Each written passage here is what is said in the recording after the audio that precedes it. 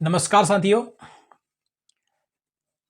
फिर से आपके बीच स्टडी विद हिमांशु क्लासेस के जरिए मैं एक और डिक्टेशन लेके आया हूं।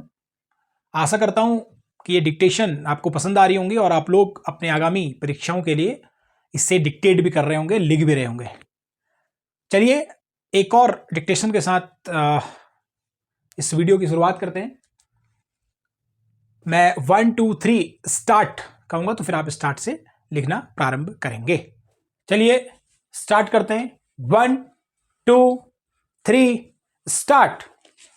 महोदय, पहले विश्व युद्ध के बाद जितने पूंजीवादी देश थे वे करीब खत्म हो करके सिर्फ 4 देश रह गए थे जो नाम गिनाने लायक थे। ब्रिटेन, जापान, अमेरिका और फ्रांस, ये 4 राष्ट्र थे। लेकिन दूसरा विश्व युद्ध समाप्त होने के बाद सब देश इतने कमजोर हो गए कि दूसरी श्रेणी में आ गए।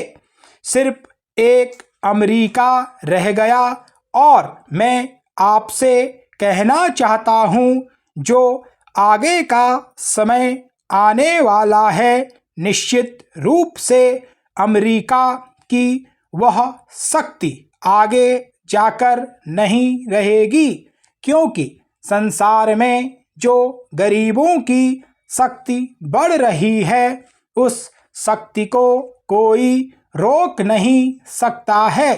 कोई पार्टी या सरकार बीच में जाकर भले ही कुछ देरी लगाए, कुछ गड़बड़ी फैलाए, लेकिन उस शक्ति को आगे बढ़ने से रोक नहीं सकते। यह बात निश्चित है। यही वजह है हम लोगों ने देखा, जहां पहली लड़ाई के बाद एक सोवियत रूस का राज्य कायम हुआ था, तब से हिंदुस्तान में, अफगानिस्तान में, टर्की में राष्ट्रीय आंदोलन हुए थे और वह पनपते पनपते दूसरा विश्व युद्ध आते आते यह स्थिति हो गई कि सिर्फ रूस ही समाजवादी देश नहीं रहा, बल्कि और भी कितने देश समाजवादी हो गए और भी कितने राज्य स्वतंत्र हो गए। यह भी हम लोगों ने देखा है। मेरा कहने का मतलब यह है कि दोनों शक्तियों के टकराव में जो गरीबों की शक्ति थी, मजदूरों की शक्ति थी, काम करने वालों की शक्ति थी और दूसरी पूंजीवादी शक्ति थी, उसमें जो कमजोर शक्ति थी वह कमजोर होते हुए भी आगे बढ़ रही है।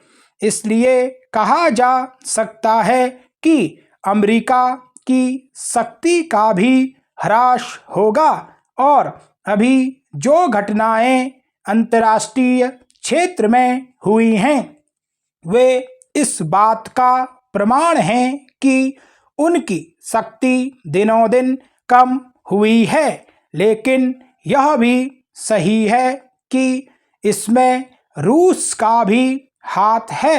रूस ने इधर बांग्लादेश के समय या उसके पहले भी और इस वक्त भी, यानी इज़राइल और अरबों के युद्ध के समय भी जो भूमिका अदा की, उसमें रूस ने अच्छा काम किया। इस बात को हम मानते हैं।